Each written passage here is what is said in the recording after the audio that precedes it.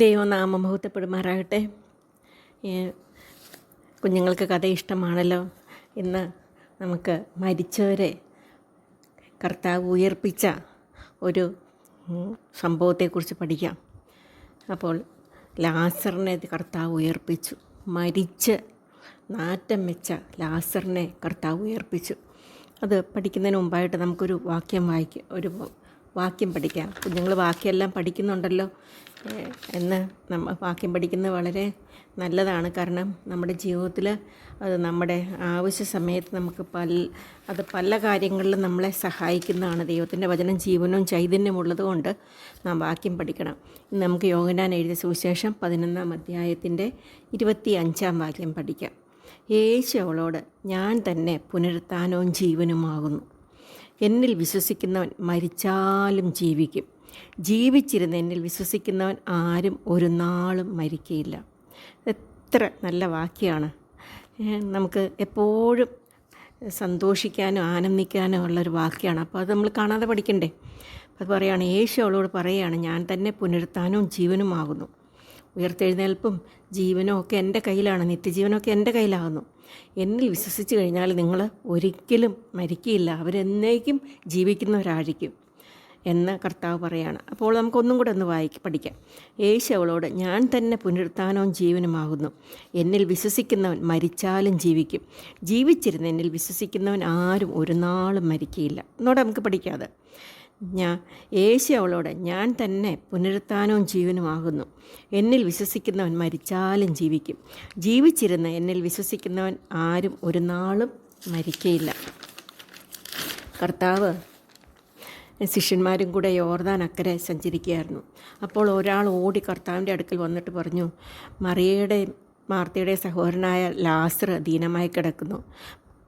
മറിയയും മാർത്തയാണ് എന്നെ കർത്താവിൻ്റെ അടുക്കലേക്ക് അയച്ചത്. കർത്താവ് ഈ വിവരം കേട്ടിട്ട് പറഞ്ഞു, ഈ ദീനം മരണത്തിനായിട്ടല്ല, ദൈവത്തിൻ്റെ നാമം മഹത്വപ്പെടുന്നതിനായിട്ടാണ്. എന്നിട്ട് ദീനമാണെന്ന് അറിഞ്ഞിട്ടും കർത്താവ് അവിടെ തന്നെ 2 ദിവസവും കൂടെ പാർത്തു. അത് കഴിഞ്ഞിട്ട് കർത്താവ് ശിഷ്യന്മാരോട് പറഞ്ഞു, നമുക്ക് യഹൂദിയിലേക്ക് പോകാം. അപ്പോൾ ശിഷ്യന്മാർ പറഞ്ഞു, അയ്യോ അവിടെ പ്രശ്നമല്ലേ, നാം ഇപ്പോൾ അവിടെ പോകുന്നത് എങ്ങനെയാണെന്ന് ചോദിച്ചപ്പോൾ കർത്താവ് പറഞ്ഞു, നമ്മുടെ ലാസർ നിദ്ര കൊള്ളുകയാണ്. അപ്പോൾ ശിഷ്യന്മാർ പറഞ്ഞു, എന്ത് പറഞ്ഞു കാണും, ഉറങ്ങുവാണെങ്കിൽ നല്ലതല്ലേ, ഉറങ്ങി നമ്മൾ എഴുന്നേൽക്കുമ്പോൾ നമുക്ക് സുഖമല്ലേ, അവൻ നിദ്ര കൊള്ളുമെങ്കിൽ അവന് സുഖം ഉണ്ടാകും. അപ്പോൾ കർത്താവ് വളരെ വ്യക്തമായിട്ട് പറഞ്ഞു, ലാസർ മരിച്ചുപോയി.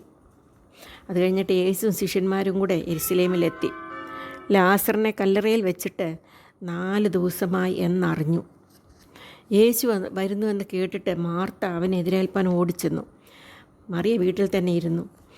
മാർത്ത കർത്താവിനോട് പറഞ്ഞു, കർത്താവേ, നീ ഇവിടെ ഉണ്ടായിരുന്നുവെങ്കിൽ എൻ്റെ സഹോദരൻ മരിക്കയില്ലായിരുന്നു. ഇപ്പോഴും നീ എന്ത് അപേക്ഷിച്ചാലും നിനക്ക് തരും എന്ന് ഞാൻ അറിയുന്നു എന്ന് പറഞ്ഞു. യേശു പറഞ്ഞു, നിൻ്റെ സഹോദരൻ ഉയർത്തെഴുന്നേൽക്കും. അപ്പോൾ മാർത്ത പറഞ്ഞു, ഒടുക്കത്തെ പുനരുത്ഥാനത്തിൽ അവൻ ഉയർത്തെഴുന്നേൽക്കും എന്ന് ഞാൻ അറിയുന്നു. അപ്പോൾ യേശു പറഞ്ഞു, ആ വാക്യമാണ് നമ്മൾ ഇന്ന് പഠിച്ചത്. യേശു എന്താ പറഞ്ഞത്?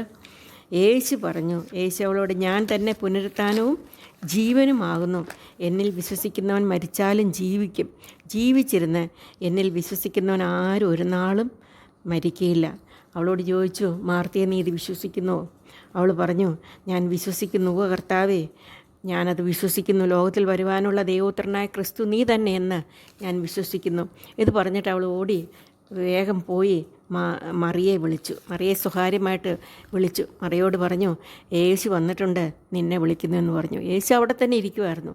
മറിയ ഓടി യേശു ഇരിക്കുന്നിടത്ത് എത്തി അവനെ കണ്ടിട്ട് അവൻ്റെ കാൽക്കൽ വീണു. എന്നിട്ട് കർത്താവിനോട് പറഞ്ഞു, കർത്താവേ, നീ ഇവിടെ ഉണ്ടായിരുന്നു എങ്കിൽ എൻ്റെ സഹോദരൻ മരിക്കുകയില്ലായിരുന്നെന്ന് പറഞ്ഞു. അവൾ കരയുന്നതും അവളോട് കൂടെ വന്ന യഹൂദന്മാരെല്ലാം കരയുന്നത് കണ്ടിട്ട് കർത്താവിന് വളരെ ദുഃഖമുണ്ടായി. കർത്താവ് ഉള്ളം നൊന്ത് കലങ്ങി എന്നാണ് പറയുന്നത്. ഉള്ളം നൊന്ത് കലങ്ങി. എന്നിട്ട് ചോദിച്ചു, അവനെ വെച്ചത് എവിടെയെന്ന് കർത്താവ് ചോദിച്ചു. അപ്പോൾ കർത്താവിനോട് അവർ പറഞ്ഞു, വന്ന് കാണുക എന്ന് പറഞ്ഞിട്ട് യേശു കണ്ണുനീർ വാർത്തു. അതെ, നമ്മുടെ കണ്ണുനീർ വാർക്കുവാൻ കഴിവുള്ള കർത്താവായിട്ട് അവൻ ജീവിക്കുന്നെന്ന് കണ്ടു. അത് കഴിഞ്ഞപ്പോൾ യേശു കർത്താവ് ഉടനെ തന്നെ ഉള്ള നൊന്ത് കല്ലറയിലെത്തി. അതൊരു ഗുഹയായിരുന്നു. ഒരു കല്ല് അതിന്മേൽ വെച്ചിരുന്നു. കല്ല് നീക്കുവീൻ എന്ന് യേശു പറഞ്ഞു. അപ്പോൾ മാർത്ത പറഞ്ഞു, കർത്താവേ, നാറ്റം വെച്ച് തുടങ്ങി, 4 ദിവസമായല്ലോ. യേശു അവളോട്, നീ വിശ്വസിച്ചാൽ നീ ദൈവത്തിൻ്റെ മഹത്വം കാണും എന്ന് ഞാൻ നിന്നോട് പറഞ്ഞില്ലയോ എന്ന് പറഞ്ഞു. അത് കഴിഞ്ഞിട്ട് കർത്താവ് യേശു ഉയരത്തിലേക്ക് നോക്കി പ്രാർത്ഥിച്ചു.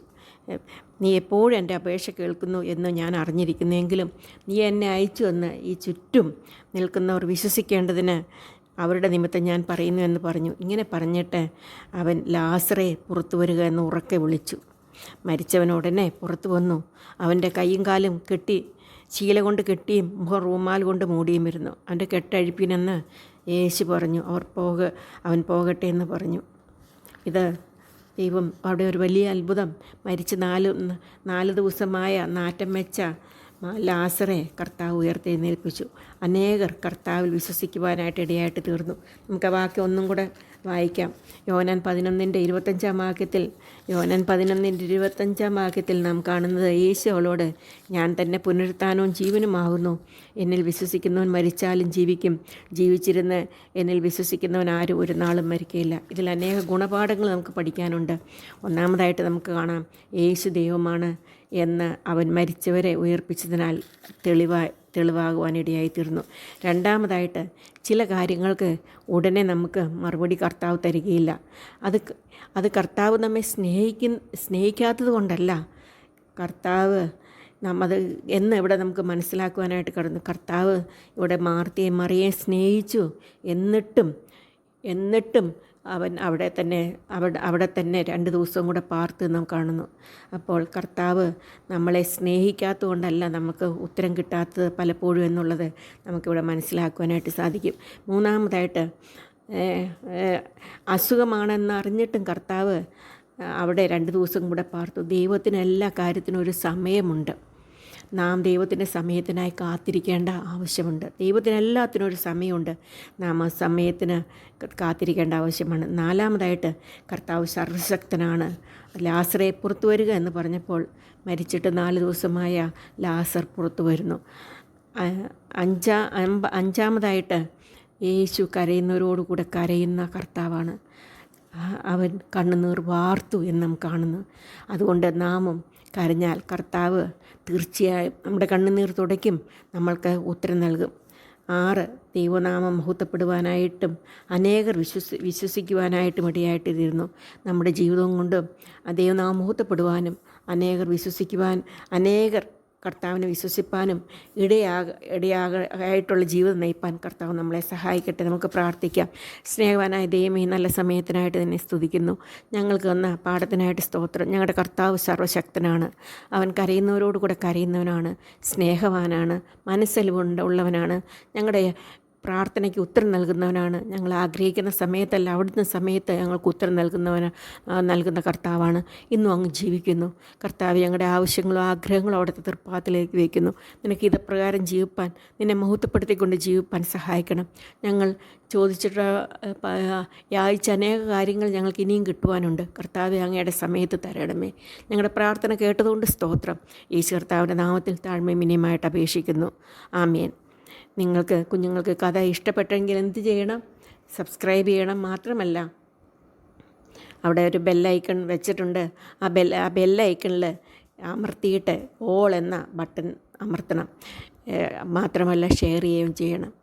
Okay, may God bless you all. Bye bye.